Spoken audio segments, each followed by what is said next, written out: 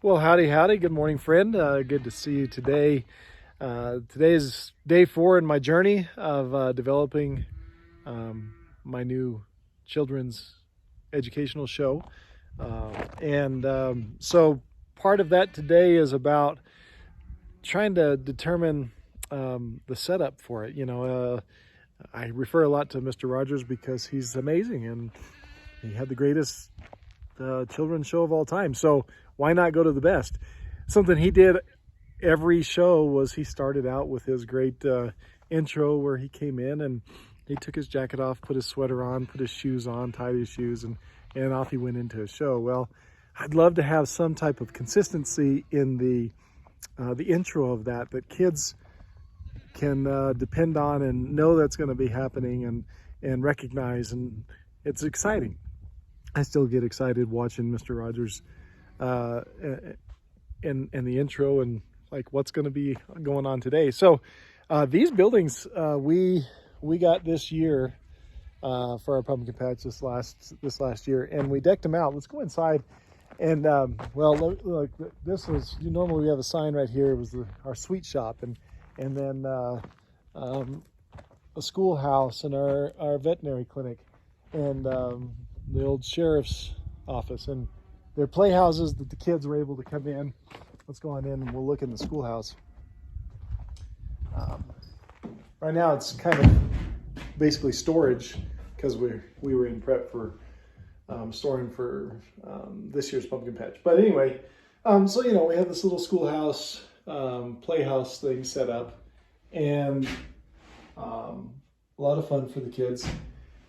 Well, my brain had gone to like building an entirely new movie set, if you will. I don't want to say that I'm that far advanced to be in the movies, but having a set for our show, a consistent set. So, wow, why would I try to reinvent the wheel when we already have some things like the schoolhouse? Let's go look into the sweet shop. This is really a lot of storage going on in here. But we had, you can see the menu there. Over here on this side was our kind of our pizzeria. You can see the brick oven right over here.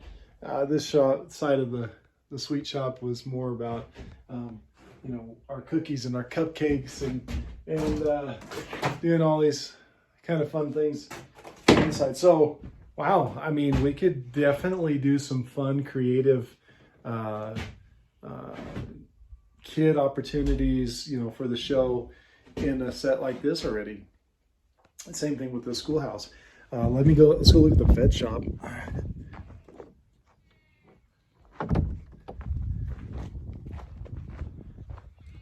So this is the veterinary clinic that we had set up, and it's a place where kids could come in, and they've got, back here in the back, beyond all of the tricycles and things that we use, we have some little kennels where the stuffed animals got to play and hang out, and over here kind of the clinic side where we have an examining table to where they could take their stuffed animals and with stethoscopes and make sure that the kids that the animals are fine. A little on this side you can kind of see the sink. It's a grooming station where grooming the puppies and whatever that might be. So anyway, there's the deal. I've already got these fantastic little buildings that we put a ton of time and effort into making them awesome, and such great feedback this year from parents and kids alike. So, well, goodness, I think maybe I can just use these as some of my sets for the show. Don't exactly know how that works out yet, but we're getting that general format of how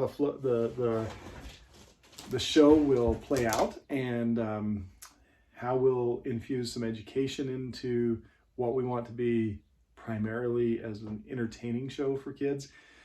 but being able to glean some great information. And when I say we, it's really my wife and I are really diving into this head first to try to get it established.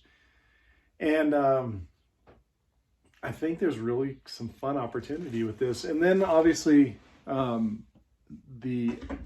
lot of outdoor real life type activities with the animals. Some small animals we'll be able to bring into some of these buildings, whether it be chickens or ducks or rabbits, or maybe even some baby goats or baby pigs, depending on what's going on and how agreeable the mothers are. But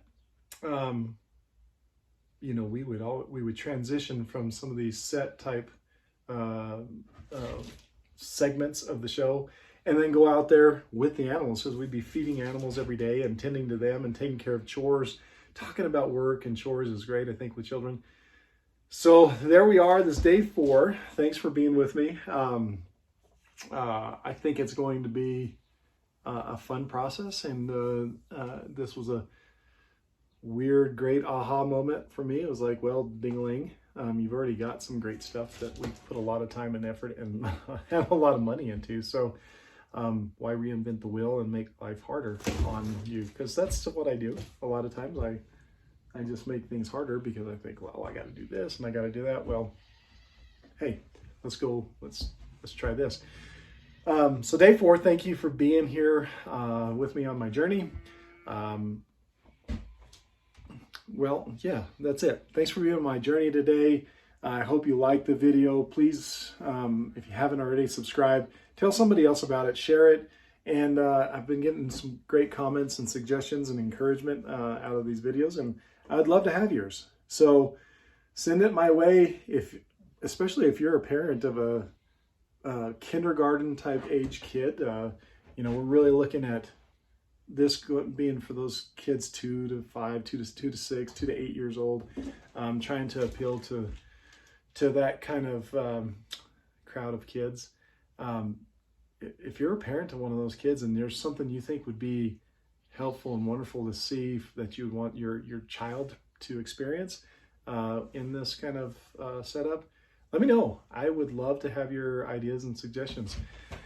So again, please like the video. Please share it out there with some of your friends. I'd love to hear your feedback. And in the meantime, hey, be safe out there. Be the GOAT, the greatest of all time. And we'll see you on the next video.